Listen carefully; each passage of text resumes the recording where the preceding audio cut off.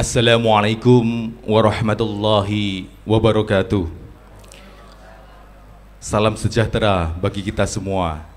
Om Swastiastu, Namo Buddhaya, salam kebajikan, Sampurasun, Rahayu Sagung Dumadi. Bapak Ibu yang saya hormati, sahabat BSI yang saya cintai, kepada ayah guru yang saya hormati, yang saya baktuksi, marilah pertama-tama kita panjatkan puji dan syukur kehadirat Allah SWT yang telah melimpahkan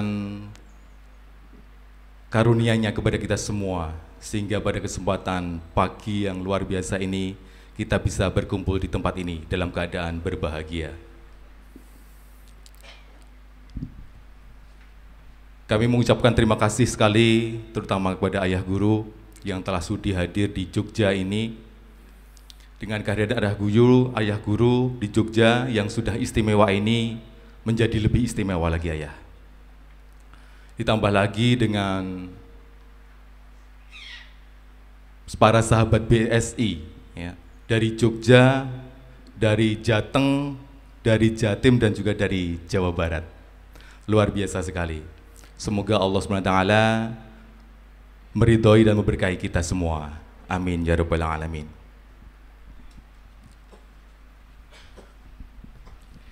Bapak Ibu yang saya hormati, di Jogja ini tidak lepas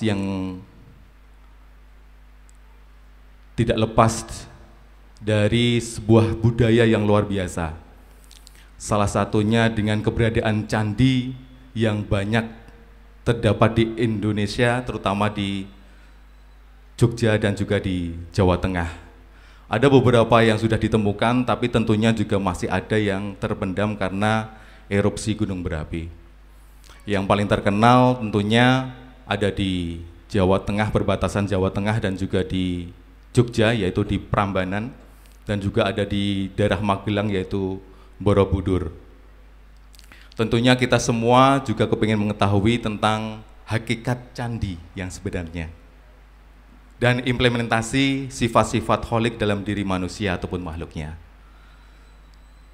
Tentunya kita semua sudah menantikan kajian dari ayah guru tentang hakikat candi dan implementasi sifat-sifat holik dalam diri manusia. Tapi tentunya marilah acara pada kesempatan siang hari ini kita buka bersama-sama dengan menghadirkan Allah di tengah-tengah kita semua dengan membaca basmalah. Bismillahirrahmanirrahim. Untuk selanjutnya kepada ayah guru, silahkan memberikan kajian kepada kita semua, pencerahan kepada kita semua tentang hakikat candi dan juga implementasi sifat-sifat holik dalam diri manusia. Kepada ayah guru dipersilahkan.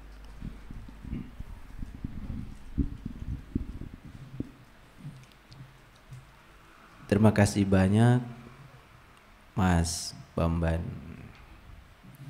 Terasa sekali ya di Jogjanya, dengan pembawa acaranya yang menggunakan baju kebesaran tradisi leluhur kita. Saya juga menggunakan batik ya. Bismillahirrahmanirrahim. Assalamualaikum warahmatullahi wabarakatuh. Salam sejahtera untuk kita semua. Om Swastiastu, Namo Buddhaya, salam kebajikan, Sampurasun. Semoga seluruh makhluk hidup di semesta ini selalu berbahagia, baik yang kelihatan maupun yang tidak kelihatan, di setiap ruang dan waktu, di semua tingkatan. Dan semoga kita semua di sisa kehidupan kita selalu menjadi sumber cinta, sumber kedamaian, sumber ketentraman, sumber cinta kasih bagi semua makhluk. Saya tiba-tiba dikasih judul ceramah itu sama pengatur acara. Padahal katanya hari ini mau dialog. Karena saya ditanya ya udah, saya bicara semampu saya.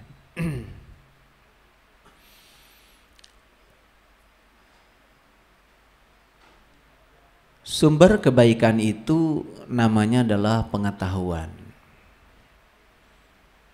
Sedangkan sumber kejahatan itu namanya kebodohan.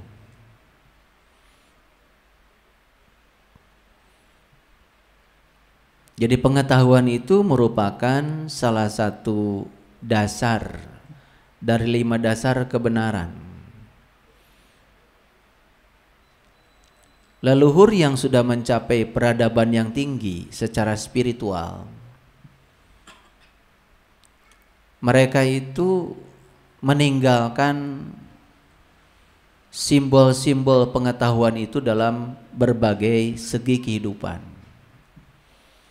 Karena cinta kasihnya yang sangat luar biasa kepada generasi berikutnya, maka leluhur kita itu memahatkan, memonumentalkan pengetahuan-pengetahuan dasar itu dalam simbol-simbol yang hanya bisa dibaca oleh mereka yang memiliki kecerdasan.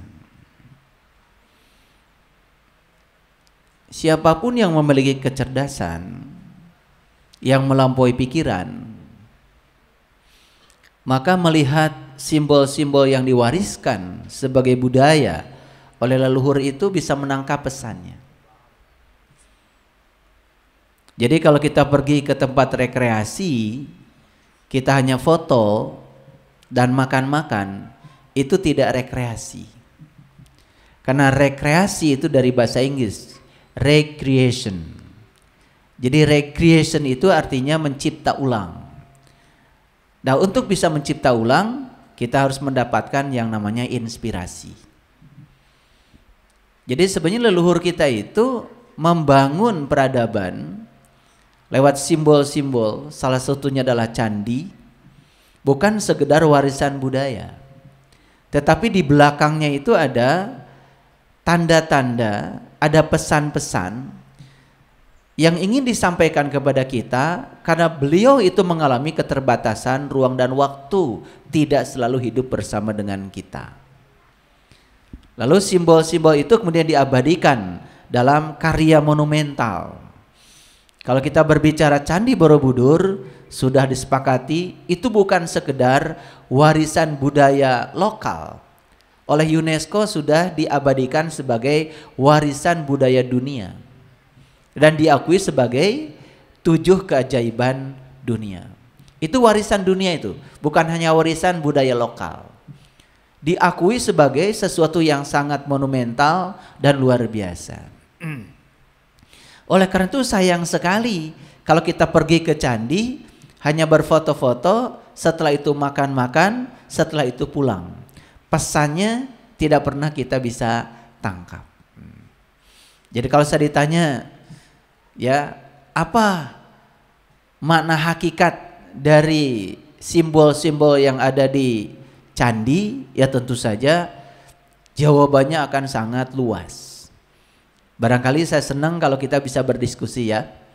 Tetapi sebagai bahan untuk diskusi, saya coba ya menjelaskan dari temuan pengalaman saya, sekaligus juga pengalaman spiritual saya, yang bisa menangkap pesan di balik itu.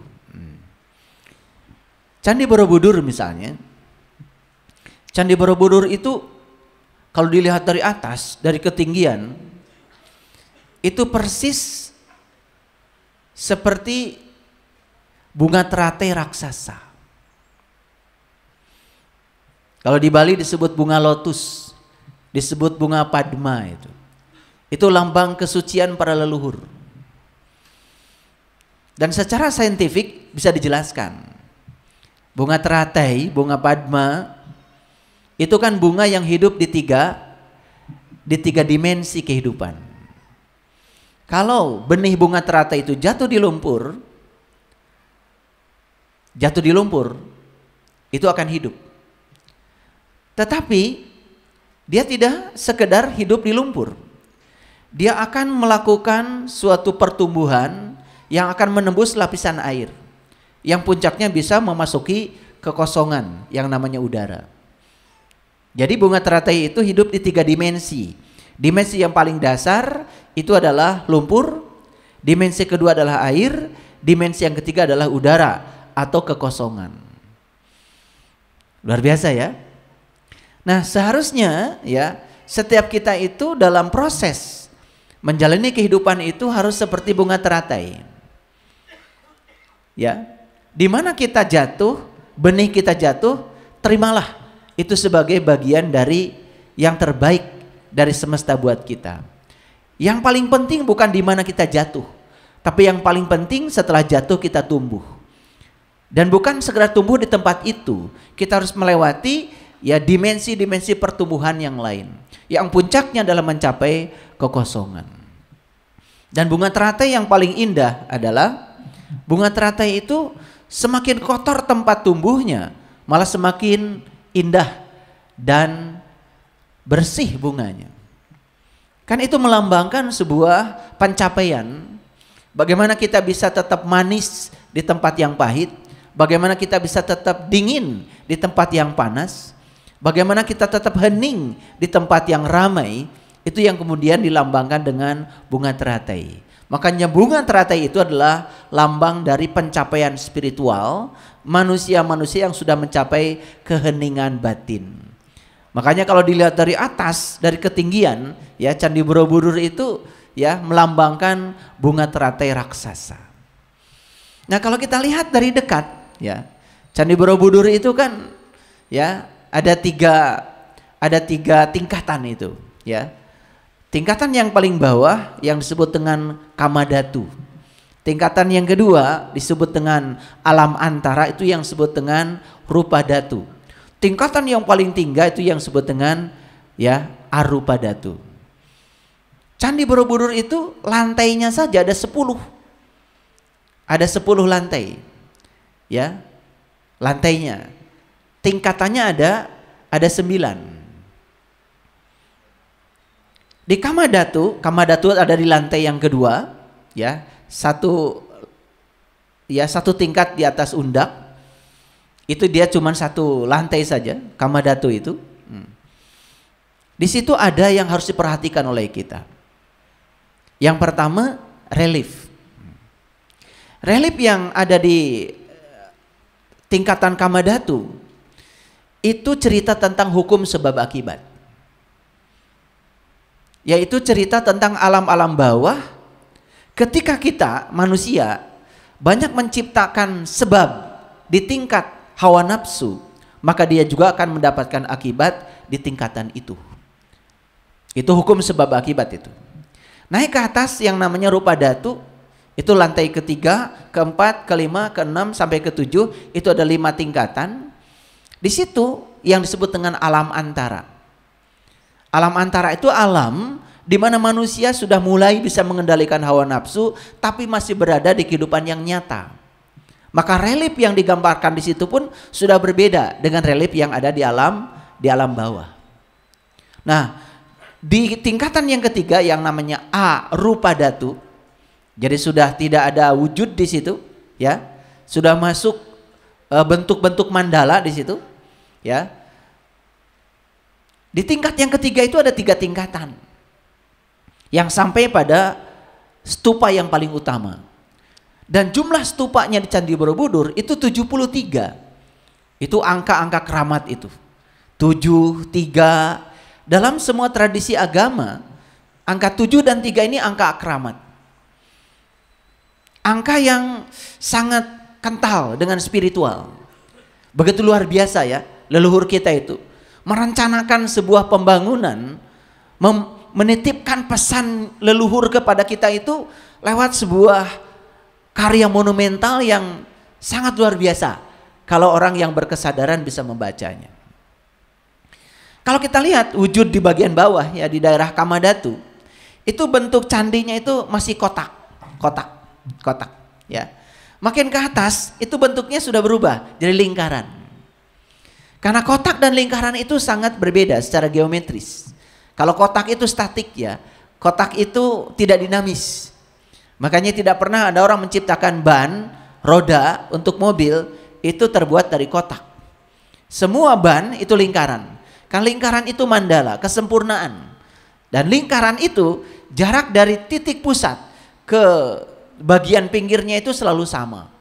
Kalau kotak kan tidak sama ya. Jadi kalau kita punya segi 4 atau persegi panjang, maka pusat persegi panjang atau pusat segi 4 ke titik-titik di sekitarnya itu tidak sama ya, jaraknya itu. Beda dengan lingkaran. Dan lingkaran itu lambang dari dinamika. Dan kotak biasanya berhubungan dengan kesempitan. Makanya orang yang masih ya mengkotak-kotakan manusia berdasarkan ini itu biasanya sudut pandangnya menjadi sempit. Beda dengan orang yang sudah luas sudut pandangnya, dinamis ya, sehingga mudah sekali untuk bisa menerima perbedaan apa adanya. Jadi kalau kita membaca tingkatan-tingkatan itu sebenarnya menceritakan tentang perjalanan kehidupan manusia. Jadi Kamadhatu itu menceritakan alam kehidupan manusia pada umumnya yang masih dikendalikan oleh hawa nafsu, yang masih menimbulkan kebencian, masih menimbulkan fitnah, menimbulkan kerusakan, menimbulkan pembunuhan, menimbulkan perampokan, menimbulkan pencurian, atau sebab-sebab yang menimbulkan akibat kerusakan.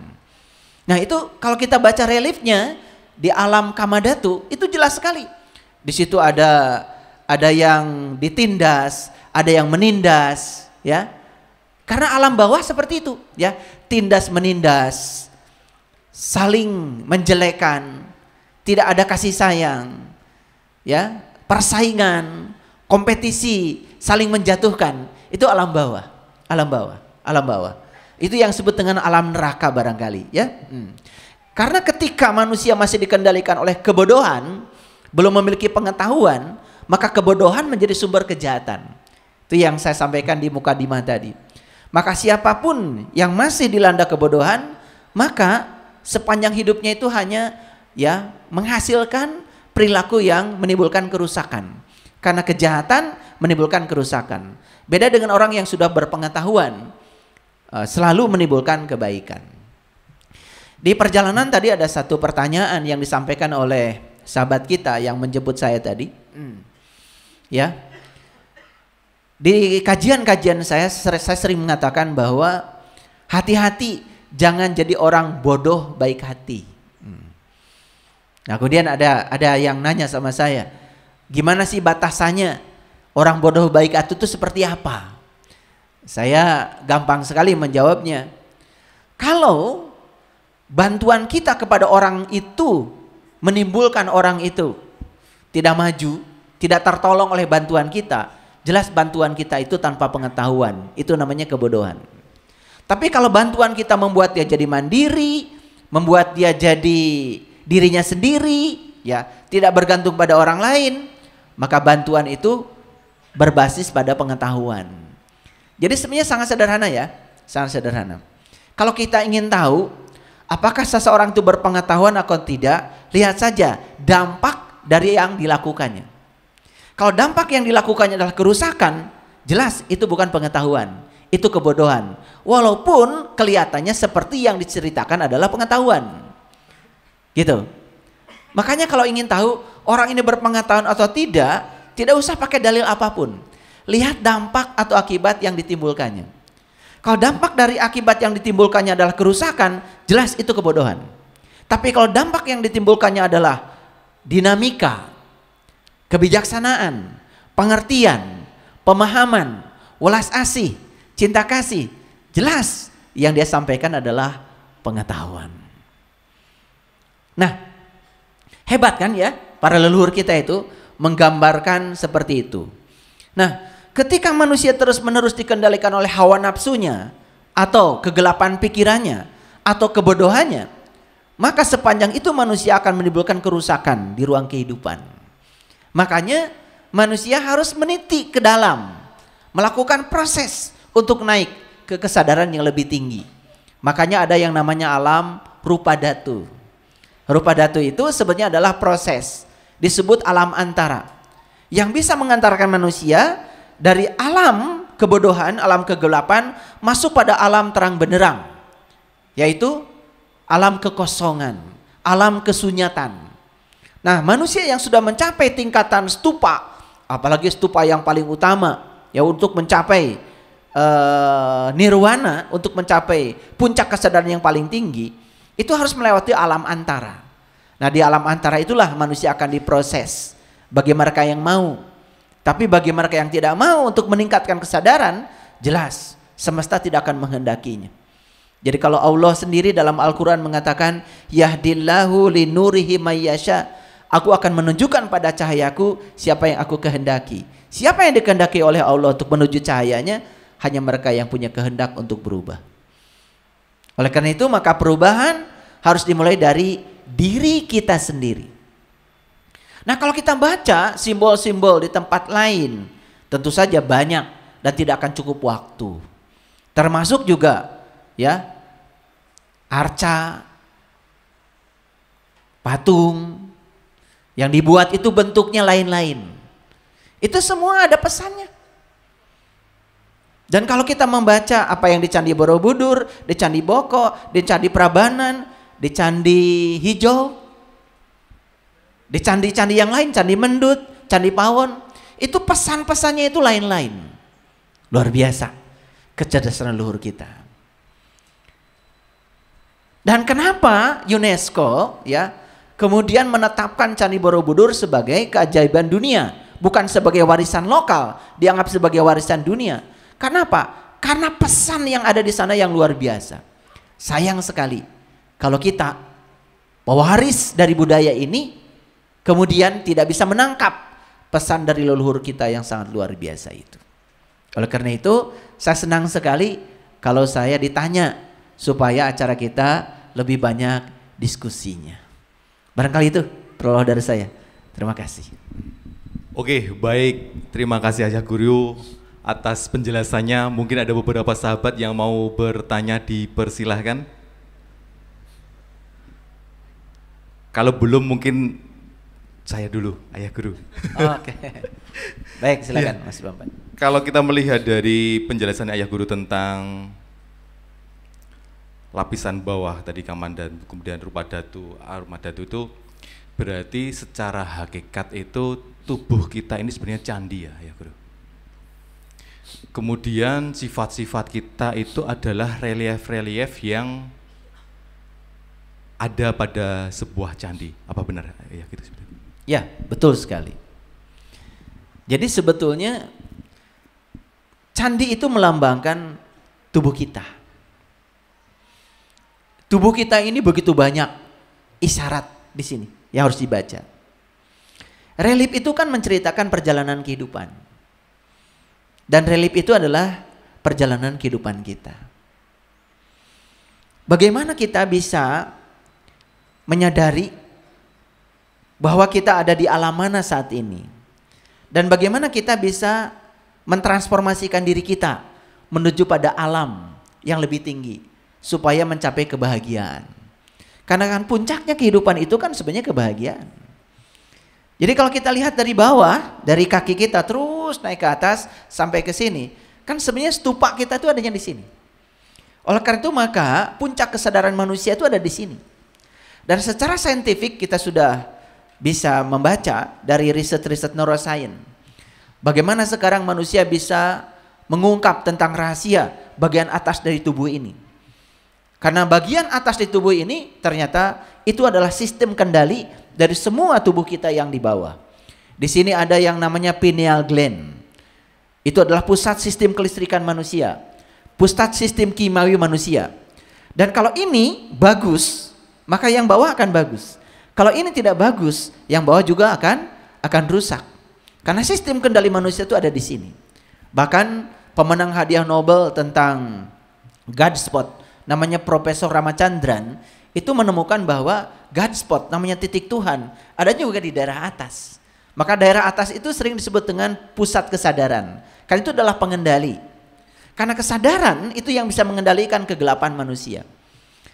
Ketika manusia sudah naik di alam yang tinggi, maka di tempat ketinggian itu selalu bisa melihat sesuatu dengan bijaksana. Coba, kalau kita naik gunung ya, Di ketinggian itu selalu ada kesejukan, ada keluasan, betul nggak? Makanya begitu kita sampai di puncak gunung, maka kita akan bisa melihat pemandangan yang lebih luas, sudut pandang yang lebih luas. Dan sudut pandang yang lebih luas itu adalah simbolisasi dari kebijaksanaan. Tetapi untuk mencapai ya keluasan itu, kita harus menemukan satu dasar yang disebut dengan kebijaksanaan sejati. Dan kebijaksanaan sejati itu adalah tahu kalau kita tidak tahu. Jadi kebijaksanaan sejati itu adalah tahu kalau kita tidak tahu. Orang yang tahu kalau dirinya tidak tahu, maka dia akan mencari tahu. Dan hanya orang yang tahu kalau dirinya tidak tahu yang bisa mencari tahu. Orang yang tidak tahu kalau dirinya tidak tahu tidak akan pernah mencari tahu. Makanya orang yang tidak tahu tetapi dirinya tidak tahu bahwa dirinya tidak tahu, maka itu yang disebut dengan kebodohan. Nah, untuk mencapai kebijaksanaan yang tadi, kita harus punya kebijaksanaan sejati. Kebijaksanaan sejati adalah tahu kalau kita tidak tahu. Nah, jadi sebetulnya ya, tubuh kita inilah candi. Dan tubuh kita ini adalah kendaraan yang terhebat yang diciptakan semesta untuk mencapai kebahagiaan yang tertinggi. Maka siapa yang sudah bisa membaca rahasia tubuhnya, sebenarnya dia sudah mulai mengenal dirinya. Maka siapa yang kenal dirinya, kan dia akan kenal kepada Sang Penciptanya. Maka Allah mengatakan dalam Al-Quran, aku bentangkan kebesaranku di segala ufuk. Dan yang paling penting, aku bentangkan kebesaranku pada dirimu sendiri. Dan siapa yang menemukan kebesaranku, tanda-tandaku dalam dirinya, maka dia akan menemukan aku. Jadi sebenarnya pesan leluhur kita dengan candi, puncaknya apa? Tetap menyampaikan kita kepada dia, Sang Pemilik kita, Sang Pemilik semesta. Barangkali itu. Oke, baik. Terima kasih. Tidak bijak apabila MC yang tanya terus. Kepada peserta silahkan untuk resen terlebih dahulu untuk bertanya. Kesempatan yang luar biasa untuk bisa bertanya langsung kepada Ayah Guru. Dipersilahkan.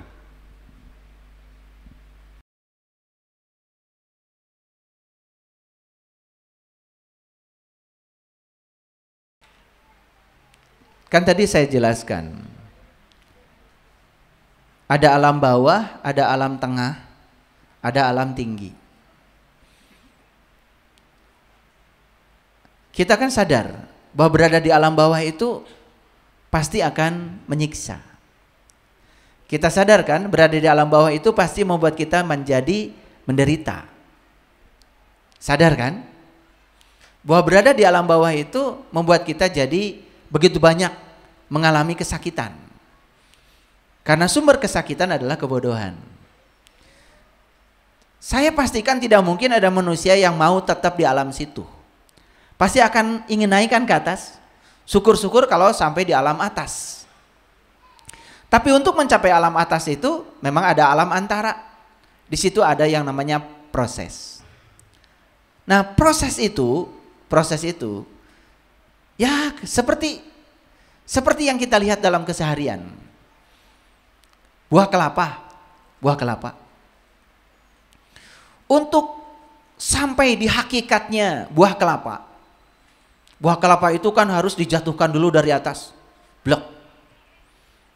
Setelah jatuh ke bawah, diapakan? Dicincang. Betul nggak?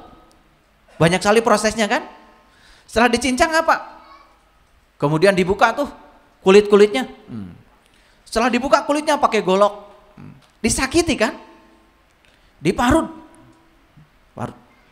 Setelah diparut, dikasih air panas. Betul nggak? Kasih air panas. Diperas.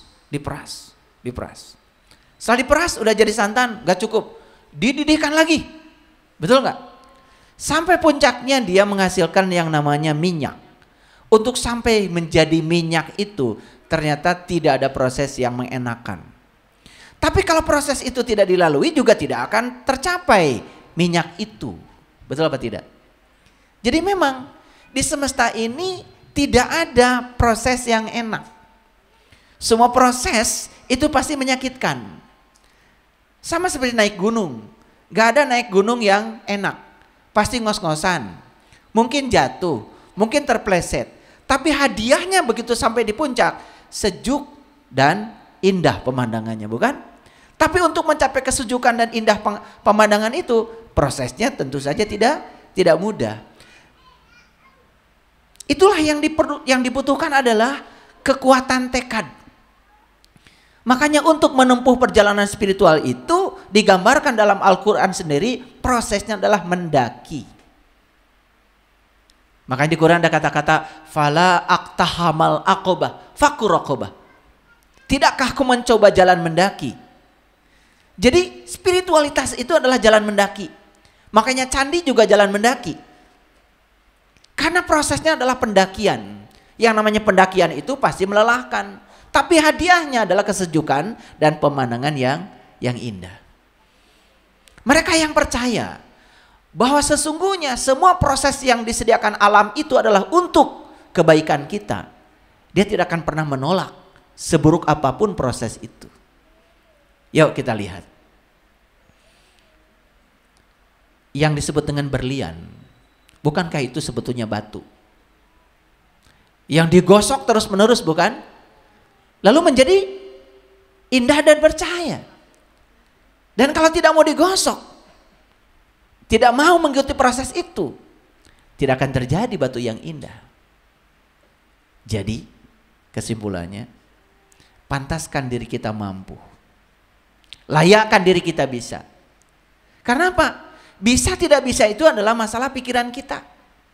Kalau kita memantaskan diri kita, saya pasti bisa, saya pasti melewati jalan itu. Kalau pikiran kita memastikan itu, pasti kita akan sampai di sana. Tetapi kalau kita dari sejak awal sudah menyatakan saya tidak layak, saya tidak pantas, ya sudah, semesta pun tidak akan pernah menolong kita.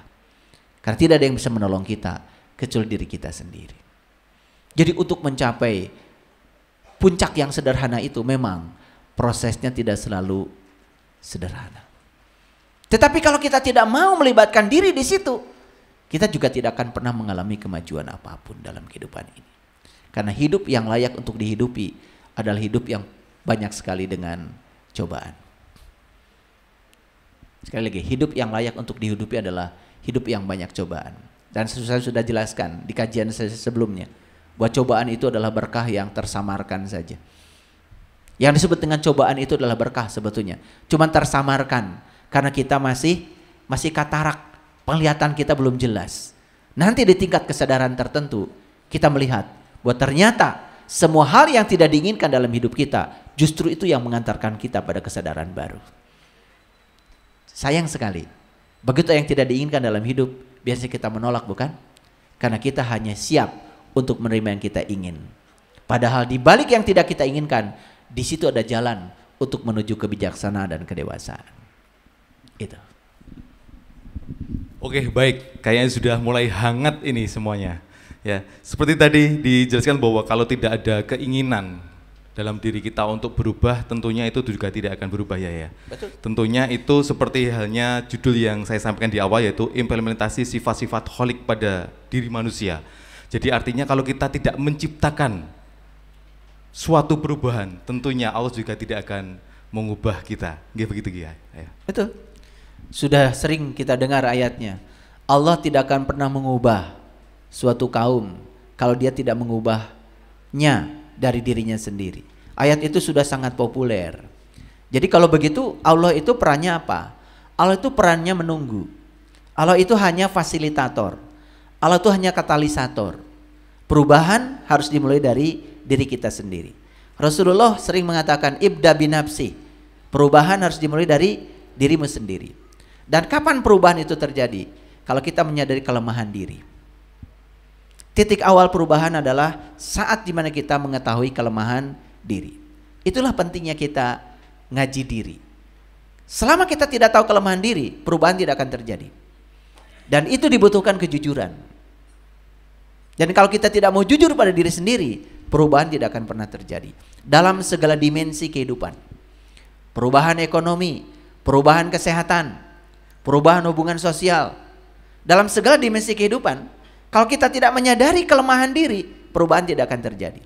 Contoh, hubungan sosial, hubungan suami istri, hubungan anak orang tua, hubungan dengan tetangga. Kalau kita tidak menyadari bahwa kita punya kelemahan, perubahan tidak akan terjadi.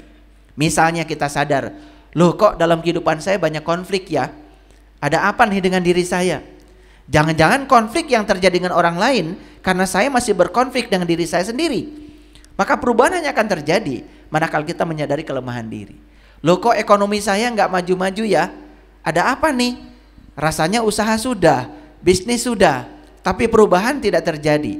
Oh ternyata menemukan kelemahan. Ternyata kemiskinan itu berasal dari perasaan miskin yang kita miliki. Kita tidak melayakan diri kita. Sepanjang kita tidak tahu kelemahan diri, perubahan tidak akan terjadi. Oleh karena itu maka untuk perubahan terjadi, maka kita harus tahu kelemahan diri. Syaratnya cuma satu, jujur pada diri sendiri. Itu. Oke, terima kasih. Ada yang lain, penanya lain, silakan. Kesempatan yang luar biasa untuk bertanya langsung kepada ayah guru. Silakan. Ya, Ayah, silakan. silakan maju depan. Silakan. Maju ya.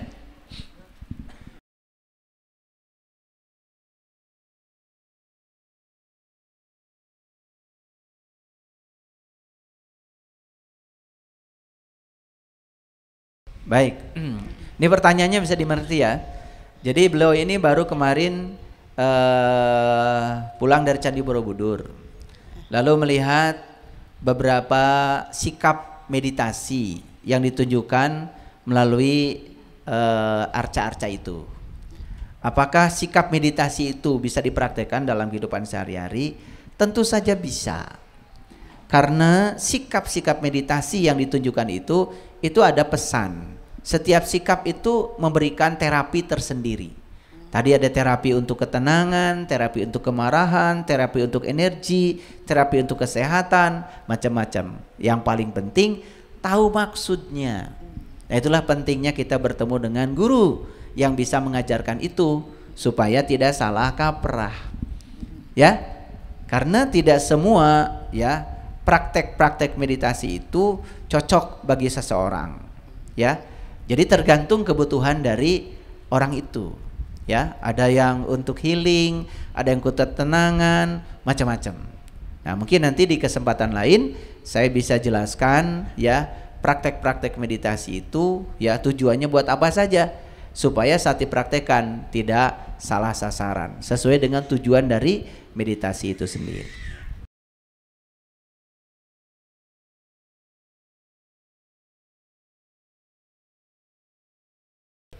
Patung itu tidak menakutkan karena tidak ada patung yang bisa melakukan kejahatan. Tadi sudah saya sampaikan, sumber kejahatan itu adalah kebodohan. Ketika kita tetap dalam kebodohan, tidak mau berubah, itu patung. Jadi sebetulnya yang paling berbahaya itu bukan patungnya, sifat patung. Tidak pernah ada orang pergi ke Borobudur ditonjok sama patung. Ya toh? Selalu yang menimbulkan kejahatan itu adalah kebodohan. Dan kebodohan itu salah satunya adalah ketidakmampuan kita untuk berubah. Kan patung itu sifatnya statis, tidak pernah berubah. Justru ketika kita tidak mau berubah, merasa paling benar, ya, merasa paling hebat, ya, lalu kita tidak mau belajar, itulah sifat yang sangat berbahaya. Nah, sifat itu yang harus kita runtuhkan dalam diri kita. Patungnya tidak perlu diapa-apakan karena tidak ada patung yang bisa berbuat jahat. Tetapi sifat patung itu bisa berbuat jahat. Dan itu bisa merusak diri kita sendiri. Coba, orang tidak mau sekolah, orang tidak mau belajar, orang tidak mau meningkatkan pengetahuan tentang dirinya, orang tidak mau meningkatkan kualitas dirinya, orang tidak mau mengembangkan potensi dirinya. Kan hidupnya pasti tidak akan berubah. Betul nggak? Nah, ketika dia mengalami kesengsaraan, itu kan dari sifatnya sendiri. Nah, itulah sifat patung yang paling berbahaya, bukan patungnya. Oke. Jadi yang maksud saya itu patung-patung yang ditunjukkan itu sifat-sifatnya. Ya tentu saja, setiap patung itu dibuat dengan sikap tertentu. Setiap sikap itu kan mencerminkan tentang kepribadian yang harus dibaca. Ya toh? Kasih ya. Oke, baik ya, terima kasih. Silakan. Baik, terima kasih Bunda. Untuk penanya selanjutnya Di belakang juga boleh ya, kita sediakan mic wireless Silakan, juga. silakan Mas.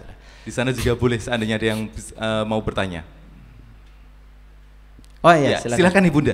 Dari depan. Ya, silakan. Berdiri aja Bunda, silakan.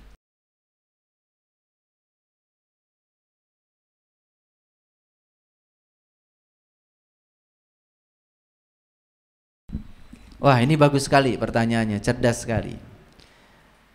Apakah saya ini sudah berproses atau merasa berproses? Tentu saja kalau kita berproses, cirinya apa? Ada perubahan. Sama seperti ginilah. Mana sih yang paling bagus? Orang suci atau orang yang disucikan? Mana yang bagus? Orang suci atau orang yang disucikan? Yang suci atau yang disucikan? Orang suci ya, bagus. Orang yang disucikan, kan disucikan oleh orang lain, dianggap suci. Apakah dia suci? Belum tentu. Karena orang yang sudah suci, dia disucikan atau tidak disucikan, dia tidak akan pernah terkotori, tetap aja suci. Kan gitu. Nah, oleh karena itu, jadilah orang suci. Jangan jadi orang yang disucikan. Supaya disucikan kan orang bisa, ya, kemudian menarik orang lain supaya mensucikan dirinya, ya, supaya dianggap suci. Dianggap suci kan belum tentu suci. Yang suci itu disucikan atau tidak disucikan, tetap saja dia suci karena dia sudah mencapai kesucian, gitu. Nah, sama seperti tadi. Ciri orang yang sudah berproses, dia sudah mengalami perubahan. Dia sudah mengalami pertumbuhan. Orang yang merasa berproses itu kelihatan. Kalau kita merasa sudah berproses tapi tidak berubah, itu namanya tidak berproses. Dan perubahan itu yang paling tahu, awas, bukan kita, orang lain. Jadi kalau Ibu Dini ya, Ibu Dini ingin tahu apakah saya ini sudah berproses atau merasa berproses, tanya orang yang di sekitar kita, yang paling dekat saja, pasangan hidup kita. Apakah saya berubah atau tidak? Tanya dia. Awas, orang yang merasa berproses suka tanya pada diri sendiri, merasa dirinya sudah berubah, pada lingkungan tidak merasa perubahan apa-apa. Makanya saya sering mengatakan, ukuran untuk melihat kita sudah berproses adalah orang di sekitar kita. Misalnya, yang sederhana aja, anak kita. Coba dari hari ke hari, ya, kita tanya, apa sih perubahan yang terjadi pada diri saya? Ya kan? Sederhana saja, sederhana. Rasa nyaman anak. Kan ada anak yang merasa tidak nyaman dengan kehadiran kita.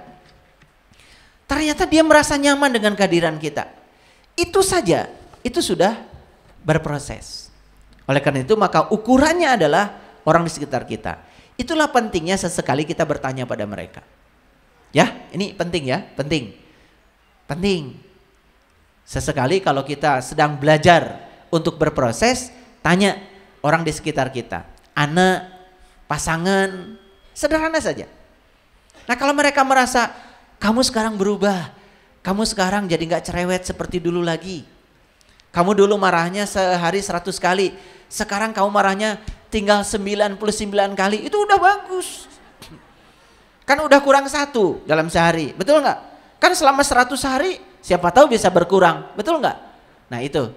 Oleh karena itu tanya orang di sekitar kita. Itu ya. Oke. Silakan, ada lagi? Silakan ayah bunda yang mau mungkin belum puas ataupun masih mau bertanya, silakan.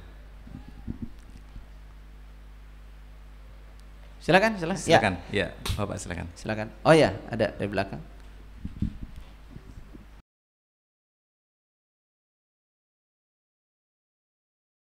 Baik, Pak Tri ya. Sering nonton di YouTube ya. Baik. Mohon diajarkan sholat khusyuk. Ya tentu saja tidak di sini. Ya. Harus datang khusus ya, Pak Tri. Tapi gambarannya aja sederhana. Apa sih sholat khusyuk itu? Apa sih kata khusyuk itu? Itu bahasa Quran itu, khusyuk itu, bukan bahasa kita. Kalau di Quran ada kata-kata begini. Wasta'inu bisyobri wassholah Wa innaha lakabiratun illa alal khasiin alladzina yadunnuna annahum mulaqu rabbihim wa annahum ilaihi rajiun. Itu Quran. Ya, Allah bilang minta tolonglah kepada Allah dua. Satu dengan sabar, dua dengan sholat. Jadi minta tolong itu cuma dua aja. Dengan sabar dan sholat. Tapi yang demikian itu tidaklah mudah kecuali bagi orang yang sudah khusyuk. Khusyuk sabarnya, khusyuk sholatnya. Jadi sebenarnya ada dua tuh pelatihan kalau di saya. Sabar khusyuk dan sholat khusyuk. Karena kan di Quran dua. Ya, minta tolong itu dengan sabar dan sholat. Dan tidak bisa kecuali bagi mereka yang sudah khusyuk. Khusyuk sabarnya, khusyuk sholatnya, udah itu minta tolong. Artinya pertolongan Allah tidak akan lama, pasti datang. Tetapi syaratnya kata Allah, alladzina yadunnuna annahum mulaqu rabbihim wa annahum ilaihi rajiun. Syaratnya harus mulaqu rabbihim. Kamu harus jumpa dulu dengan Tuhanmu. Itu kata Quran. Nah, bagaimana kita bisa berjumpa dengan Allah, dengan Tuhan? Makanya Nabi Muhammad ngasih resepnya. Kenali saja dirimu, maka kamu akan kenal pada Tuhan. Siapa yang kenal dirinya, dia akan kenal Tuhannya. Diri mana yang harus dikenali? Nah itu, karena diri itu kan luas. Ada diri batin, ada diri yang lahir. Nah, diri yang lahir kenali. Karena diri yang lahir menyimpan rahasia. Tadi, diri yang lahir ini kan candi. Diri yang lahir ini menyimpan simbol-simbol untuk meniti pada diri yang batin. Yang mana diri yang batinnya? Diri yang batin adalah jati diri kita. Siapa itu? Itu adalah ruhku yang Allah tiupkan ke dalam diri kita. Nah, itu harus dikenali. Kalau kita belum mengenali itu, kita tidak akan mencapai sabar khusyuk, apalagi sholat khusyuk. Gitu, Patri.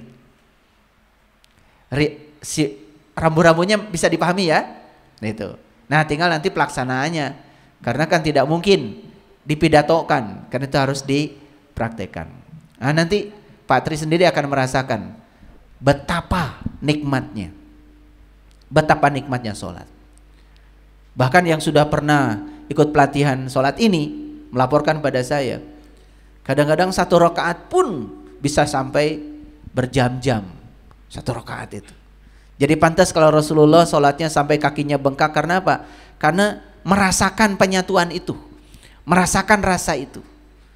Dan rasa itu tidak bisa dijelaskan, harus dirasakan langsung. Nah itulah sholat yang akan kemudian berdampak kepada tercegahnya perbuatan keji dan munkar. Karena sholat itu bukan tujuan, sholat itu adalah instrumen. Sholat itu adalah alat, tujuannya adalah akhlak. Jadi tujuan dari sholat itu akhlak. Makanya kalau ingin tahu orang itu ilmunya benar atau tidak, lihat saja akhlaknya. Kalau akhlaknya, mohon maaf ya, tidak mulia, tidak sejalan, itu tanda ada masalah dong dengan ilmunya.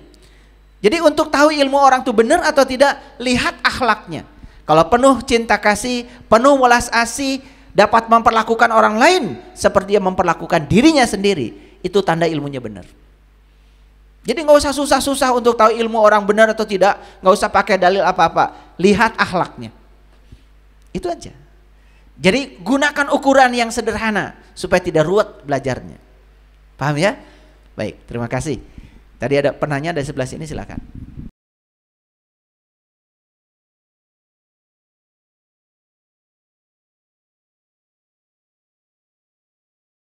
Terima kasih Pak Mas Sudi ya.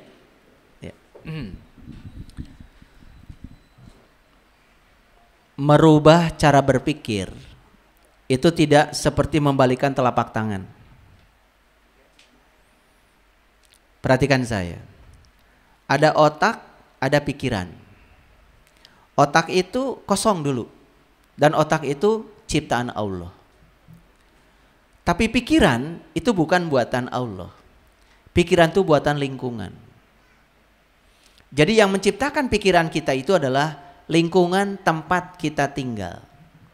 Apa yang kita lihat, apa yang kita dengar, apa yang kita izinkan masuk ke dalam otak, itu akan membentuk pikiran. Nah, pikiran itu akan membentuk paradigma. Paradigma akan membentuk sikap. Ya. Oleh karena itu, ya, kita lihat berapa tahun kita dibentuk pikiran kita seperti itu. Tentu saja kita perlu waktu juga untuk mengubah apa yang sudah dibentuk oleh lingkungan yang terbentuk menjadi pikiran kita. Sangat wajar kalau kita mengalami kebangkitan spiritual, kemudian kita mengalami transformasi, mengalami perubahan, agak sulit untuk meninggalkan baju lama kita. Karena apa? Baju lama itu sudah terlalu melekat dalam diri kita. Dan melekatnya itu sudah terlalu kuat dalam diri kita. Bahkan sudah menjadi tadi doktrin, paradigma. Sudah menjadi sudut pandang. Oleh karena itu, untuk mengubah diri, memasuki baju baru, kesadaran baru, otomatis dibutuhkan kesabaran. Dibutuhkan tekad yang sangat kuat.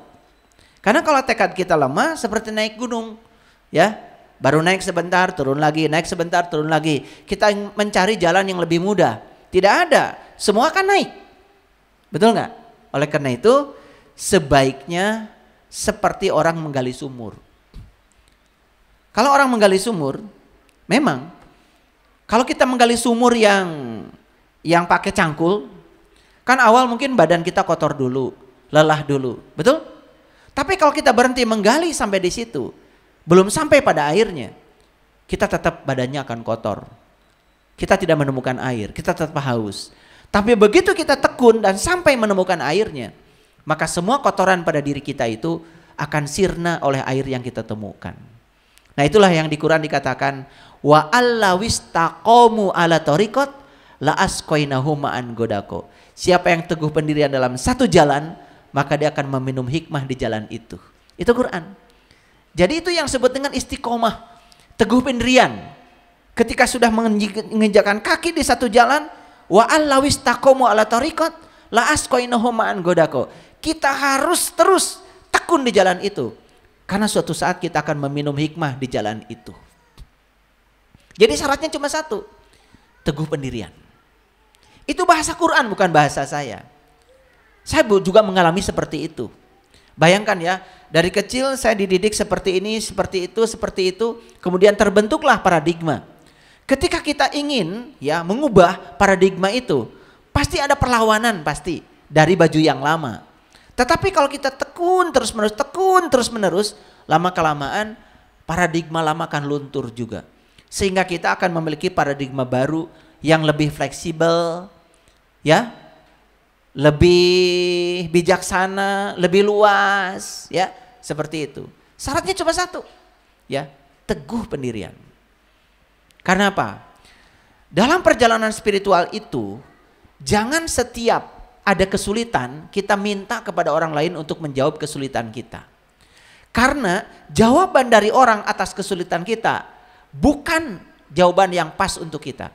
Karena jawaban atas kesulitan kita adalah yang akan datang dari pengalaman pribadi kita sendiri.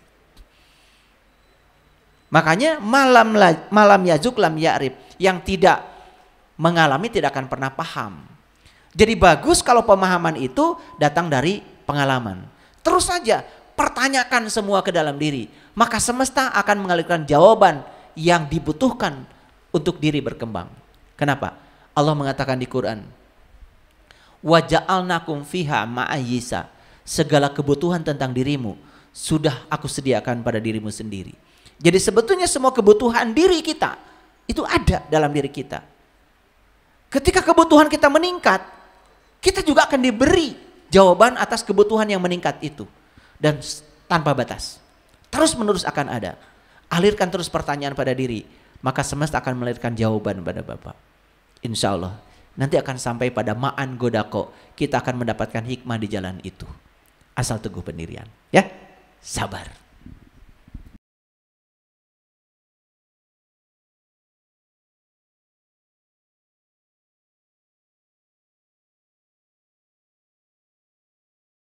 Terima kasih Mbak Ais. Apakah untuk sampai pada cahaya ilahi itu sendiri atau perlu dibimbing? Jalan menuju ke sana itu sangat banyak. Bisa sendiri, bisa dibimbing. Apakah akan sampai ke sana? tergantung. Saya dari Parangtritis, Parangkusumo ya, sampai ke sini, ini Sleman ya? Sleman. Saya bilang, saya minta dijemput sama orang yang tahu Jogja. Karena saya nggak mau muter-muter. Makanya datanglah Mas Bamban. Karena beliau orang Bantul, sangat mengerti tentang Jogja. Oh, kalau mau ke sini, jalannya lewat sini, lewat sini, lewat sini. Dan hanya waktu sebentar, tadi sudah sampai di sini. Itu enaknya kalau dibimbing oleh orang yang tahu dan sudah mengalami. Apakah kalau saya sendiri ke sini bisa? Bisa. Tapi nggak tahu kapan sampainya. Jadi pertanyaannya, mau dibimbing atau tidak? Itu tidak ada paksaan. Mau sendiri silahkan kalau bisa. Cuman jalannya tentu lama. Tapi kalau dibimbing oleh orang yang tahu, yang sudah setiap hari lewat situ, tentu akan lebih cepat. Jadi untuk mencapai diri sejati itu banyak cara.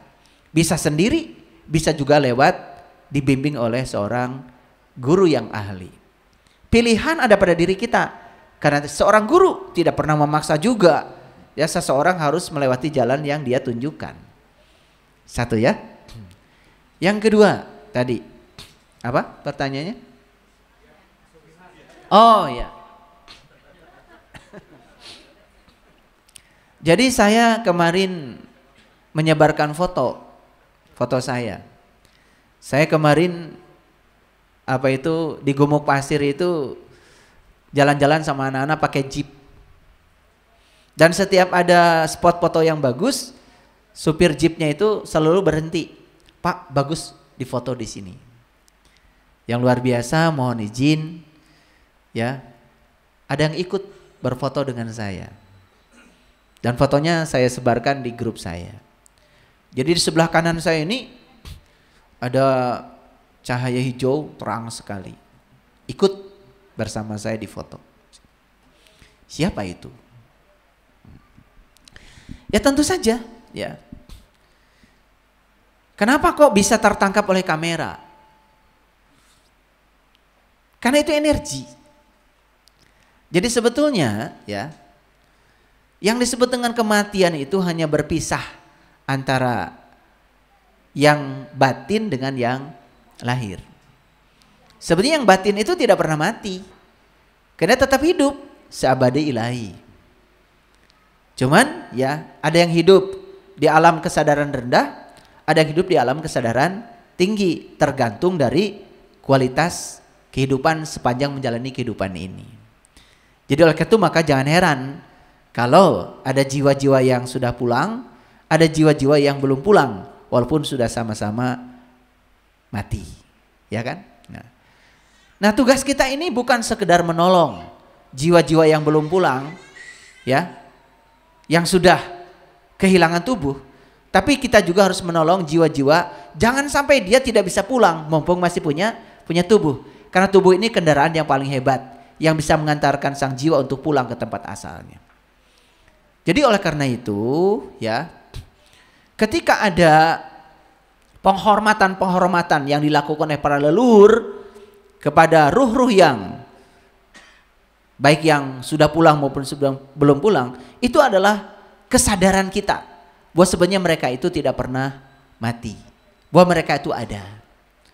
Nah bukti keberadaan mereka itu diakui oleh kita sendiri dengan cara memberikan penghormatan. Apakah kita menghormati leluhur kita yang sudah kehilangan tubuh sementara masih ada itu boleh? Tentu saja. Mereka kan sebetulnya adalah leluhur-leluhur kita. Mereka juga perlu penghormatan dari kita. Makanya saya kalau berdoa selalu mengatakan semoga semua makhluk hidup baik yang kelihatan maupun yang tidak kelihatan di setiap ruang dan waktu di semua tingkatan selalu berbahagia. Nah, cara kita merefleksikan penghormatan kepada leluhur ya tentu saja beragam. Ya. Saya ambil contoh sederhana. Saya itu tahu kesukaan ibu bapak saya itu krecek tempe. Karena kebetulan kakek nenek saya itu tukang tempe dulu. Dan tempe kalau untuk dikrecek itu beda, bukan tempe yang biasa. Jadi ada spesial cara bikinnya, raginya pun tersendiri. Daunnya pun tersendiri, bukan pakai daun pisang. Ada daun khusus itu, ya, kalau di kampung saya. Nah, kesukaan ibu bapak saya itu adalah krecek tempe pakai cabai hijau. Dan saya kalau di rumah bikin krecek tempe pakai cabai hijau, suka ingat ayah ibu saya. Ingat. Dan kalau ingat, ya udah ambil 1 sendok, taruh di pisin, kemudian taruh aja di meja. Saya hadiahkan Al-Fatihah. Tentu saja krecek tempenya dimakan sama saya. Tetapi penghormatan saya kepada ibu lewat itu ternyata saya suka mimpi. Mimpi ketemu ayah, ketemu ibu. Dalam mimpi itu beliau mengucapkan terima kasih karena kamu masih ingat sama ayah pada ibu, sama Ameli. Hal yang sederhana seperti itu. Ya kan? Itu energi itu nyambung ya, nyambung. Makanya jangan heran ya, kalau kita lagi gini nih, biasanya suka ada wangi. Betul nggak? Itu wangi itu khas. Itu wangi siapa yang lewat? Itu karena beliau cara untuk berkomunikasi dengan kita lewat cara-cara yang bisa dipahami oleh kita. Dan wangi itu pasti khas. Khas pasti. Nah, itu cara berkomunikasi seperti. Oleh karena itu, mari kita tetap kembangkan penghormatan yang setinggi-tingginya, baik pada makhluk yang kelihatan maupun yang tidak kelihatan. Ya. Yang terakhir, bagus tadi. Resolusi tahun barunya ingin segera ke Bandung. Saya doakan semoga segera bisa ketemu saya di tempat yang lebih khusus lagi, sehingga bisa mendapatkan ilmu khusus. Baik, luar biasa sekali ya Guru. Dan ini kayaknya pertanyaannya juga udah mulai melebar ini ya, nggak apa-apa ya. Silakan Bapak Ibu sekalian yang masih mau bertanya untuk bisa tunjuk saya. Silakan di belakang mungkin ada bisa minta bantuan untuk mic-nya.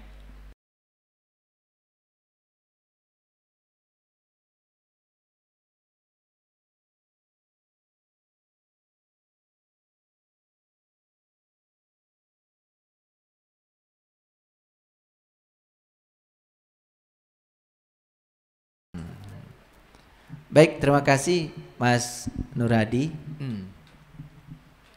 Pertanyaan pertama, saya akan jawab begini. Mas Nuradi, sekarang gelap apa terang? Terang ya? Terang ya? Kenapa terang? Karena gelap tidak ada, begitu terang datang.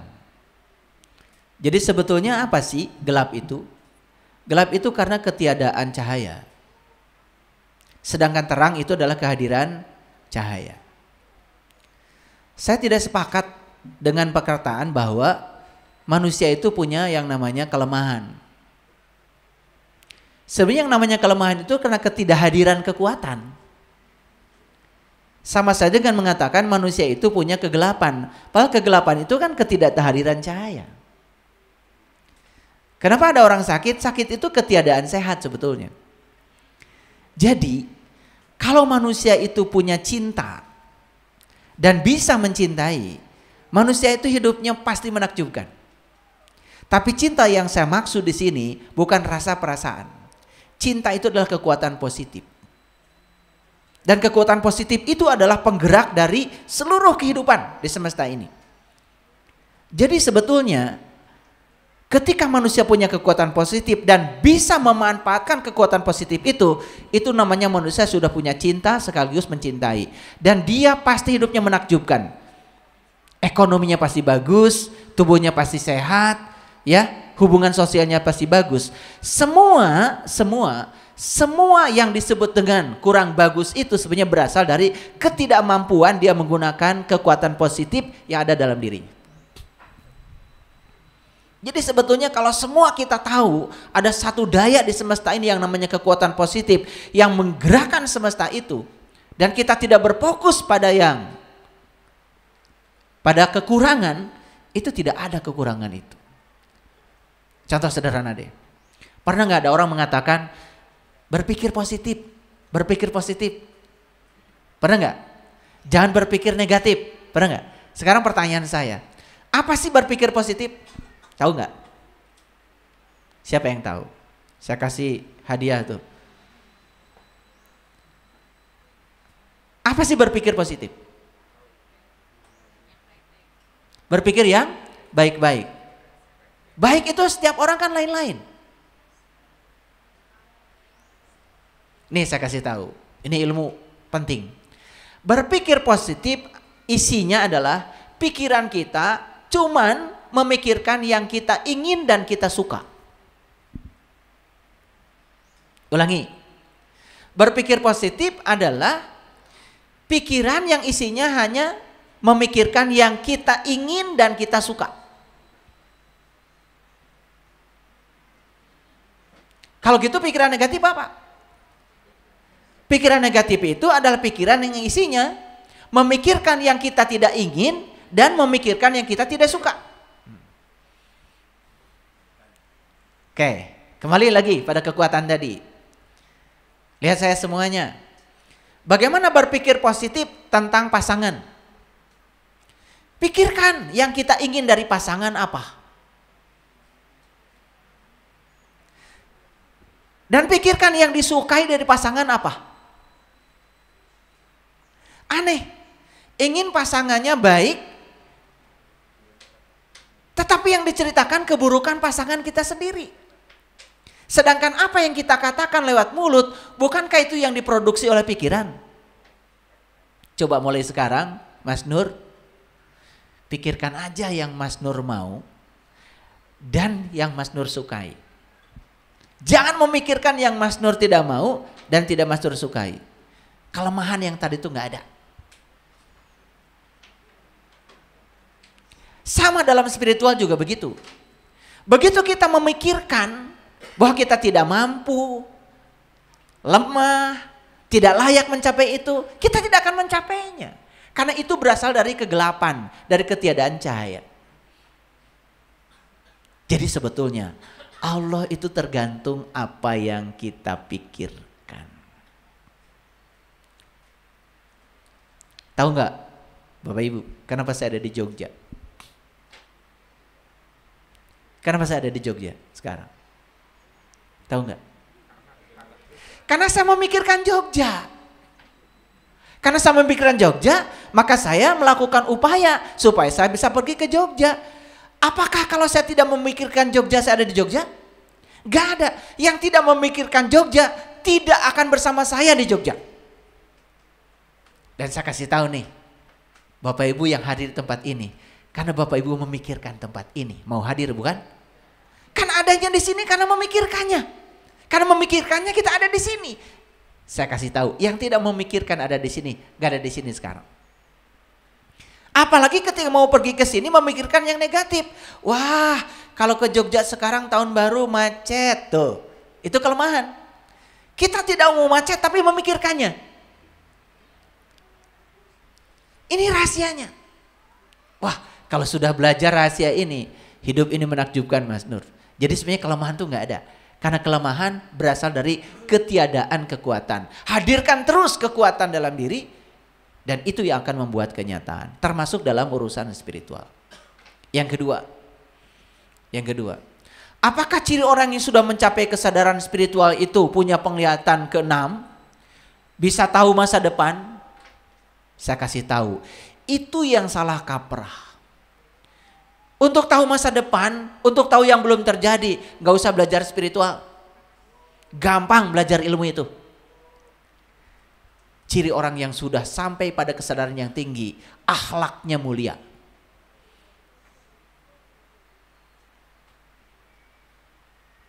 Bukan jadi peramal. Untuk mengasah ketajaman itu gampang, tidak usah belajar spiritual. Untuk membuka penglihatan ke dimensi itu tidak usah belajar spiritual. Ingat, Nabi Muhammad diutus ke dunia bukan untuk menjadi tahu masa depan, masa itu tidak. Beliau datang ke dunia untuk memuliakan akhlak. Jadi oleh karena itu, ciri orang yang sudah sampai kesadaran spiritualnya tinggi, akhlaknya mulia, itu indikatornya. Makanya tadi dia pertanyakan, kalau begitu anak kecil juga banyak yang datang ke dunia, kemudian punya kemampuan mengetahui tentang yang belum terjadi, yang disebut dengan indigo. Ya toh? Apakah itu privilege? Apakah itu keistimewaan dari Allah? Bukan. Allah tidak pernah mengistimewakan satu orang dan tidak mengistimewakan yang lain. Karena dia maha adil. Allah memperlakukan semua kita sama. Kenapa ada kemampuan anak kecil bisa meramal masa depan? Itu dari kesadaran masa lalunya. Dari kesadaran masa lalunya. Karena dia datang ke sini bukan di kehidupan yang sekarang saja. Dia sudah mengasah potensi itu di kehidupan yang sebelumnya. Sehingga di kehidupan yang sekarang dia masih punya dari kesadaran yang lama kemampuan itu. Jadi puncaknya spiritual itu adalah akhlak, Mas Nur. Makanya saya bilang tadi, ciri orang ilmunya benar, lihat saja akhlaknya beres apa tidak. Rumah tangganya benar apa tidak. Makanya kalau saya, ya ciri orang benar nggak ilmu, ya lihat aja. Beres nggak dengan istrinya, beres nggak dengan anaknya, gitu. Jadi kita bagaimana mengatakan ilmunya tinggi, kalau urusan yang terdekat saja, dengan orang yang terdekat saja sekasur ada konflik. Ngerti maksud saya? Jadi gampang ngukur orang ilmunya tinggi atau tidak. Lihat hidupnya beres atau tidak. Karena apa? Menurut Socrates, pengetahuan adalah dasar kebajikan. Kalau orang punya pengetahuan yang benar, pasti hidupnya penuh dengan kebajikan. Sedangkan kebodohan adalah dasar dari kejahatan. Kalau banyak konflik, itu pasti berasal dari kebodohan, bukan berasal dari pengetahuan. Itu aja Mas Nur. Terima kasih.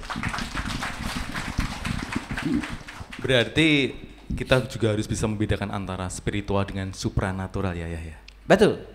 Ya. Betul. Oke, jadi bukan berarti spiritual itu seperti hanya supranatural yang bisa mengatur-ngatur apa yang kita inginkan ya. Yes. Ya, baik. Oke, baik.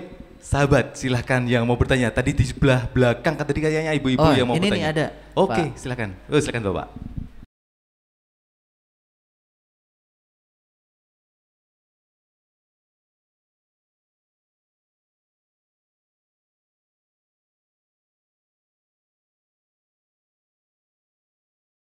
Waalaikumsalam warahmatullahi wabarakatuh. Terima kasih Ayah Anwar. Luar biasa ya. Beliau menceritakan banyak pengalaman tentang perjalanan hidupnya. Apalagi di usia beliau yang sudah sangat matang ya. Beliau sudah melewati berbagai macam fase kehidupan.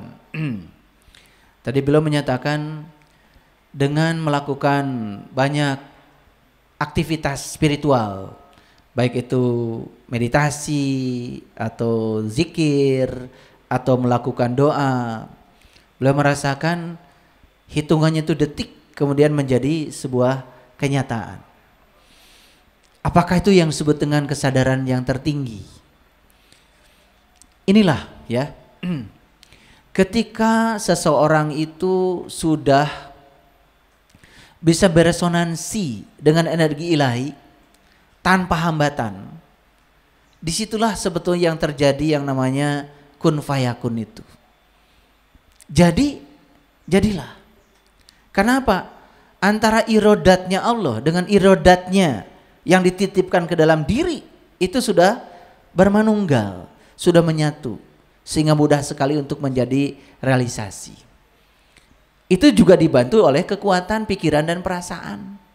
Karena tadi ketika membaca doa, zikir, meditasi, itu kan sebenarnya mengkondisikan ya pikiran sehingga kekuatan positif dalam diri itu kemudian menguat. Ketika kekuatan positif dalam diri menguat, perasaan dalam diri juga menguat. Itu yang kemudian akan membangun kenyataan. Teruskan, ayah, itu sudah sangat bagus. Kemudian yang kedua tadi, apakah boleh ya dalam kesadaran ini kemudian kita melawan kesombongan dengan kesombongan? Gak boleh. Kesombongan hanya bisa dilawan dengan kelembutan. Kejahatan hanya boleh dilawan oleh cinta. Kegelapan hanya bisa lawan oleh cahaya.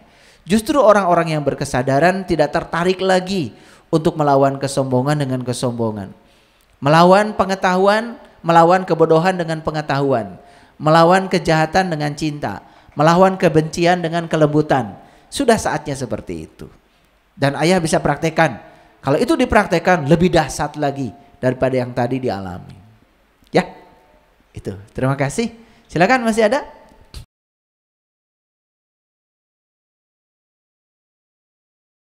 Ya, ini pertanyaan ziarah kubur ya.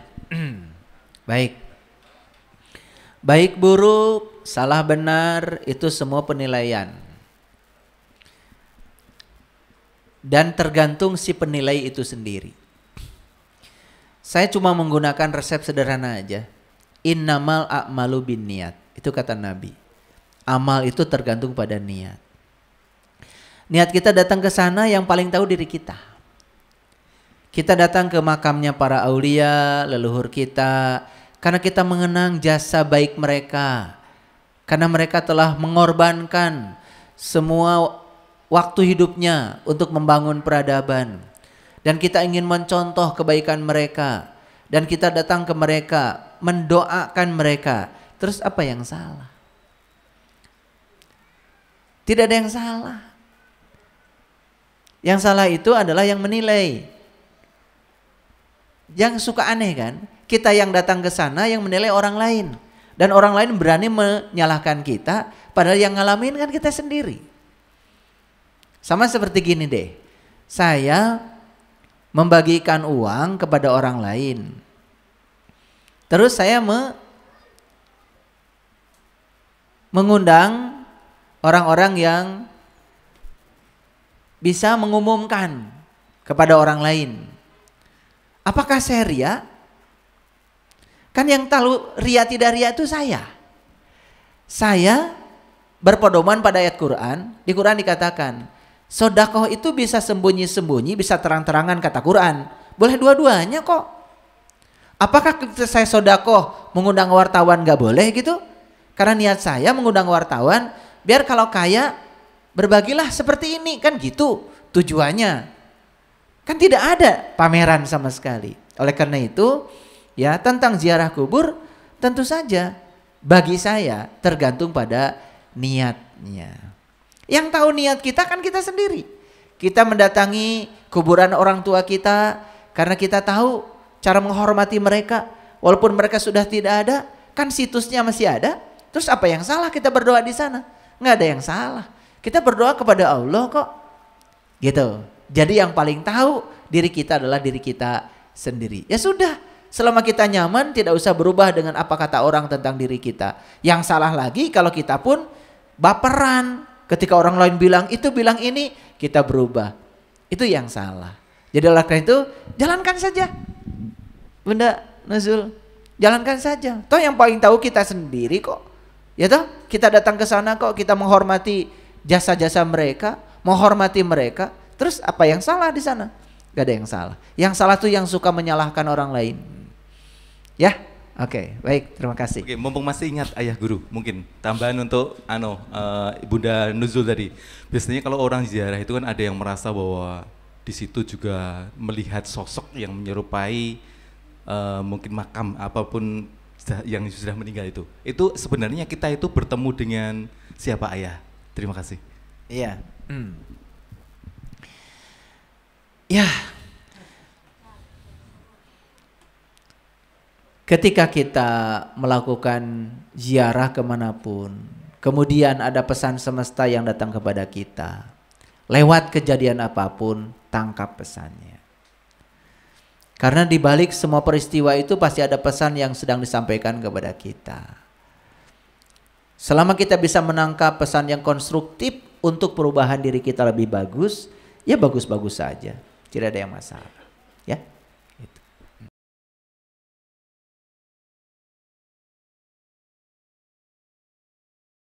Ya, terima kasih, Mas Udin. Saya harus bisa menangkap pertanyaannya. Saya dimusuhi orang, terus saya memusuhi orang, itu terjadi konflik. Konflik itu karena ada dua buah pihak yang bertikai. Orang memusuhi saya memaafkan saja.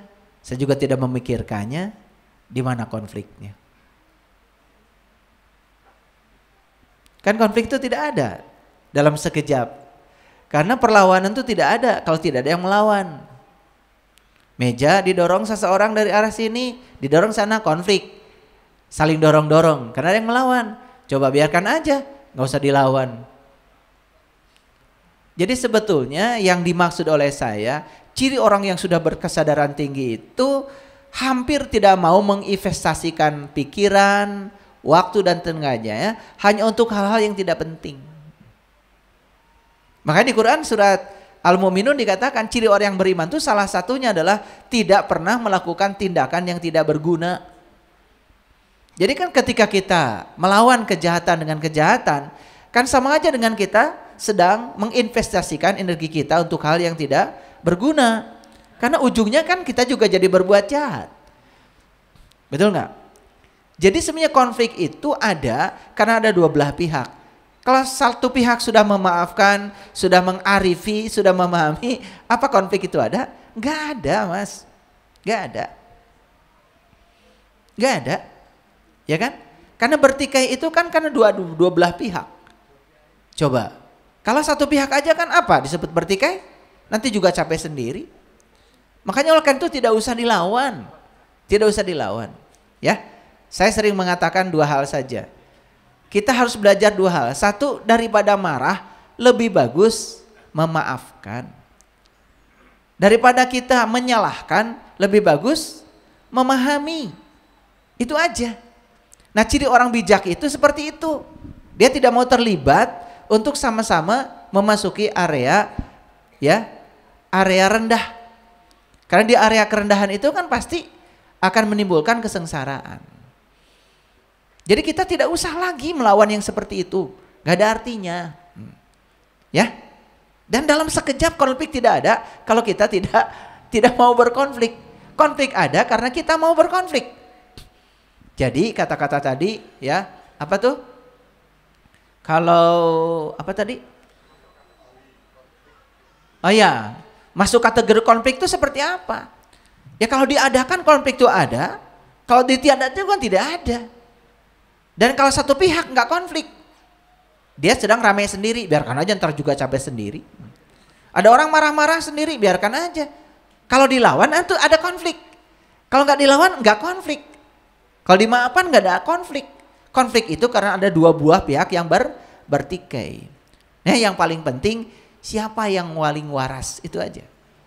Makanya kita harus selalu menjaga kewarasan, itu namanya eling lan waspodo, selalu mawas diri, artinya menjaga kewarasan diri. Ya udah, waras saja, jangan melawan ketidakwarasan, konflik tidak ada. Itu aja, Mas. Sesederhana itu kalau dari saya. Karena saya juga tidak pernah mau berkonflik. Ya. Contoh, ada kejadian di jalan raya. Saya pernah mobil saya disodok sama delman. Buat apa kita berantem di jalan raya? Ya sudah, tidak usah salah benar, baik buruk, apalagi sampai berantem. Kamu yang salah, saya yang benar. Nggak ada artinya. Apalagi melawan orang-orang yang tidak sadar. Ya sudah, saya pulang aja. Ya saya doakan semoga ya nanti tidak terjadi lagi. Padahal mobil saya babak belur kesedok sama kayunya delman. Ya udah, saya masukkan ke bengkel dan mobil jadi bagus lagi. Dan saya maafkan, kan nggak ada konflik. Konflik terjadi kalau kita merasa paling benar, lalu berantem di jalan. Terus buat apa melayani yang begitu? Lebih bagus pulang, masukkan mobil ke bengkel, makan yang enak, tidur yang nyenyak, daripada main pukul-pukulan di jalan. Itu kan kebodohan. Makanya jangan pernah terlibat yang begitu. Sudah, sesederhana itu kok. Ya. Saya sering mengalami kejadian mobil ditabrak, ya sudah, saya maafkan aja. Mobil masuk bengkel, ya udah saya pulang. Daripada di jalan, buat apa? Ketika kita marah pada orang, sebenarnya kita sudah meruntuhkan hak martabat diri kita sendiri. Marah tuh bukan buat orang, kita merendahkan diri sendiri. Dan gak ada kemarahan buat orang. Yang ada kita melampiaskan hawa nafsu yang kemudian merugikan diri kita sendiri. Buat apa? Ya rugi kan? Makanya sebesar apapun serangan orang pada kita, sudah maafkan dan biarkan. Itu kata Quran. Maafkan dan biarkan. Gak ada konflik mas. Sesederhana itu. Gitu. Nah itulah ciri orang yang sudah sadar. Udah mencapai akhlakul karimah itu begitu. Nabi Muhammad kan dimaki-maki macam-macam. Malah beliau nyuapin dengan cinta kasih. Kan seperti itu ceritanya. Nah cerita itu praktekkan dalam kehidupan kita. Jangan melawan kebencian dengan kebencian. Jangan melawan kejahatan dengan kejahatan. Yuk kita lawan kegelapan hanya dengan menghadirkan cahaya. Itu. Terima kasih. Baik, sangat sederhana sekali ya. Selama kita masih bisa atau menginginkan mencengkram yang kita inginkan dan menolak apa yang tidak kita inginkan, tentunya kita tidak akan bahagia ya. Beda halnya apabila kita sudah bisa mencengkram, bisa mencengkram apa yang tidak kita inginkan dan bisa menendang apa yang kita inginkan. Mungkin itu salah satu konsep untuk bisa bahagia. Ya, bahagia itu sederhana kok. Belajar melepas yang kita ingin, belajar menerima yang tidak kita ingin. Itu aja. Karena melepas yang tidak kita ingin gak usah belajar. Menerima yang kita ingin gak usah belajar. Belajar itu harus ada hal baru. Jadi belajar itu adalah belajar melepas yang kita ingin. Belajar menerima yang tidak kita ingin. Di situ belajar. Kalau melepas yang tidak kita ingin gak usah belajar. Udah biasa kok. Oleh karena itu maka belajar itu adalah yang sebenarnya adalah melepas yang kita ingin dan menerima yang tidak kita ingin. Kalau itu sudah bisa, apalagi melepas yang sebaliknya atau menerima yang sebaliknya. Sederhana kok. Jadi sebetulnya keruwetan hidup itu berasal dari sini nih. Sini, semuanya di sini. Karena pikiran masih menendang dan mencengkram. Itulah pentingnya kita untuk belajar mengenal jati diri ya, supaya kita menemukan kebahagiaan yang sejati. Ya. Baik, apakah masih ada waktu ini Ayah untuk ada yang bertanya? Oh, ada bertanya ya? Ya, silakan.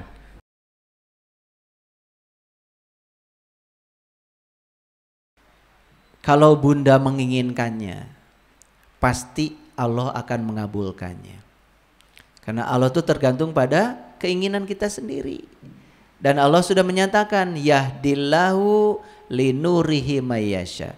Aku akan menunjukkan pada cahayaku siapa yang aku kehendaki. Kalau Bunda punya kehendak, pasti Allah akan menghendaki. Ya, jangan merasa tua. Umur itu hanya hitungan angka. Ya, sekali lagi ya, ini resep dari saya. Jangan merasa tua. Ya, lupakan angka. Lupakan. Kalau kita merasa tua dan terus berkutat di angka, apalagi kita sering mengatakan, kan saya sudah tua. Kita ini sedang melemahkan diri kita sendiri. Itu artinya kita sedang tidak menggunakan kekuatan positif yang ada dalam diri kita. Yuk gunakan kekuatan positif. Kekuatan positif itu tidak cengeng, tidak lembek, selalu kuat. Ya. Jangan merasa tua. Jangan. Saya sehat. Ya, saya kuat, saya sempurna, saya pasti dapat sholat khusyuk, saya pasti dapat wudhu yang bagus, saya pasti dapat merasakan sholat yang enak, saya masih pantas dan layak untuk mendapatkan. Itu namanya kekuatan positif. Kalau itu yang kita pancarkan, semesta yang akan mengabulkan. Tapi kalau kita selalu memancarkan kekuatan negatif, saya lemah, saya tua, saya tidak mungkin, saya tidak bisa jalan, sudah melemahkan diri kita sendiri, itu yang akan terjadi. Jadi saya doakan ya, insya Allah Bunda nanti suatu saat akan ketemu dengan saya di acara yang lebih khusus lagi. Ya.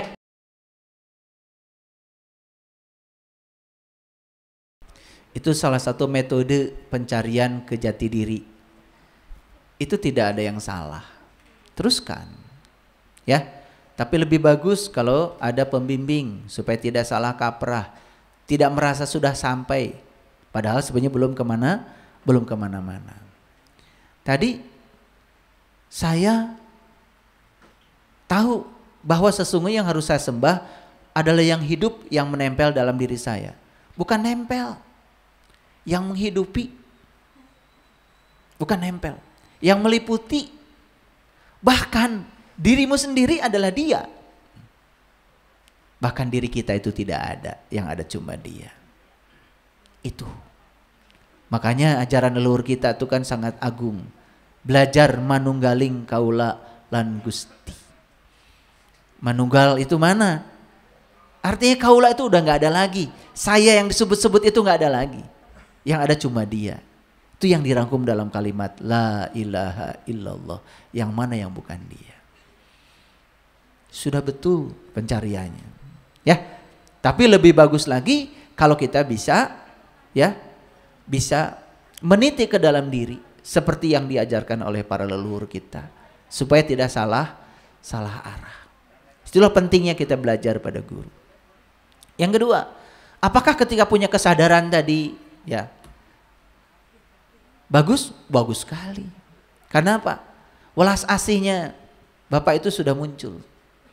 Sudah bisa melihat bahwa dia meliputi seluruh semesta raya. Bahkan satu nyamuk pun disadari ada dia di situ. Bahkan pada daun yang kering pun ada dia di situ. Jadi itu sudah memenuhi ayat walillahil masyriqi wal maghrib fa aina matuwalu fasamma wajhullah. Allah meliputi timur dan barat. Kemanapun kamu malingkan wajah, yang kamu lihat adalah wajahnya Allah. Itu sudah sampai pada kesadaran. Teruskan, itu sudah bagus. Ya, gak ada yang salah. Baik.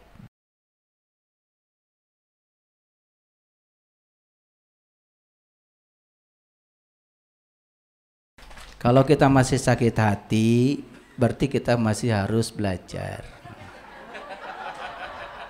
Lah kenapa kalian sakit hati? Saya jangan sakit hati.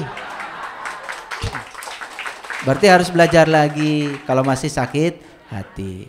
Kalau kita masih marah karena orang lain melakukan yang kita tidak suka, kalau kita masih tidak suka pada orang, jangan-jangan yang kita tidak sukai masih kita lakukan. Jadi tidak ada yang perlu ditakutkan dalam hidup. Tidak ada yang perlu ditakutkan dalam hidup. Kebenaran itu punya mekanisme sendiri untuk menunjukkan dirinya. Oleh karena itu pesan saya sederhana. Biarkan saja orang mau menghina kita seperti apa. Karena tidak ada yang bisa menghina kita tanpa seizin kita. Siapapun yang menghina kita, dia sedang menghinakan dirinya sendiri. Yang paling penting kita jangan pernah menghinakan siapapun.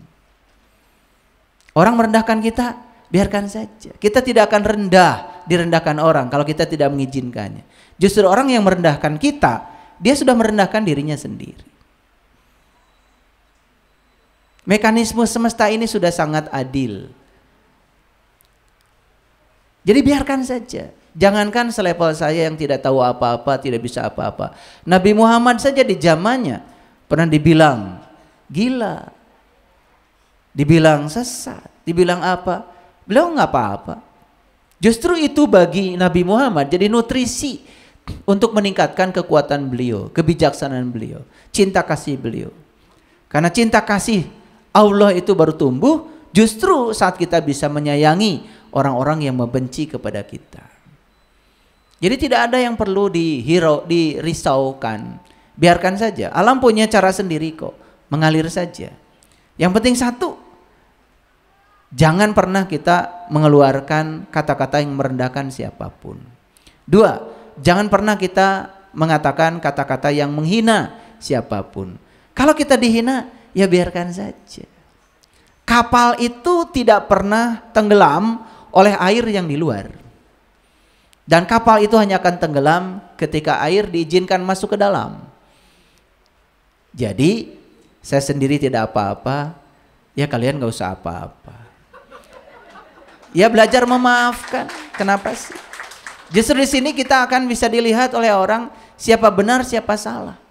Ciri orang yang ngagem ilmu kebenaran, akhlaknya mulia dan tidak pernah merendahkan siapapun. Tidak pernah mencaci maki siapapun. Karena apa? Welas asihnya sudah besar. Orang yang masih mencaci maki orang lain itu karena kekurangan welas asih, masih residu, masih kekurangan cinta dalam dirinya. Dan kita tidak bisa memaksa orang yang kekurangan cinta harus mencintai apa yang bisa diberikan oleh dia. Kekurangan kok. Sama seperti orang kekurangan harta, tidak bisa dipaksa harus memberikan hartanya. Dia nggak punya kok. Orang nggak punya cinta, tidak bisa dipaksa harus memberikan cinta. Nggak punya cinta. Jadi oleh karena itu, apa sikap kita? Sikap kita hidup itu seperti roda. Jangan berhenti mengayuh, jalan aja terus. Kemana sampainya? Emang mau sampai kemana sih hidup? Yang enak akan ditinggalkan, yang tidak enak akan ditinggalkan. Tugas kita dalam hidup bagaimana supaya kita jadi orang yang bermanfaat bagi orang banyak. Itu saja kok. Sesederhana itu. Oke, baik. Terima kasih Ayah Guru atas pencerahannya. Baik, Bapak Ibu sekalian, sahabat yang saya cintai dan dirahmati Allah. Tidak terasa sudah 2 jam kita bersama dengan Ayah. Tentunya masih banyak pertanyaan-pertanyaan yang ada dalam diri kita untuk dipertanyakan. Tentunya kita akan ikuti terus Ayah Roadshow di Jawa, insya Allah. Baik, ada beberapa poin yang akan saya simpulkan. Yang pertama, yang bisa menjawab sampai di mana perjalanan hidup kita, itu adalah diri kita. Apakah masih berada di bawah, apakah sudah di tengah, ataupun sudah di puncak kesadaran. Kemudian yang kedua, puncaknya ibadah adalah akhlak. Apabila kita sudah merasa beribadah, tapi akhlak kita adalah sama seperti halnya kemarin-kemarin, kita perlu pertanyakan pada diri kita, apakah ibadah kita sudah benar. Kemudian indikator sudah sampai ke puncak atau tidak, apabila kita di suatu tempat kita bisa membahagiakan siapa saja, tidak menyakiti siapa saja, baik itu kepada manusia, baik itu kepada hewan ataupun kepada tumbuhan, maka kita bisa dikatakan orang yang soleh. Demikian yang dapat saya sampaikan. Kupat sayuri santen, menari lepat, nyuwun pangapunten. Wassalamualaikum warahmatullahi wabarakatuh.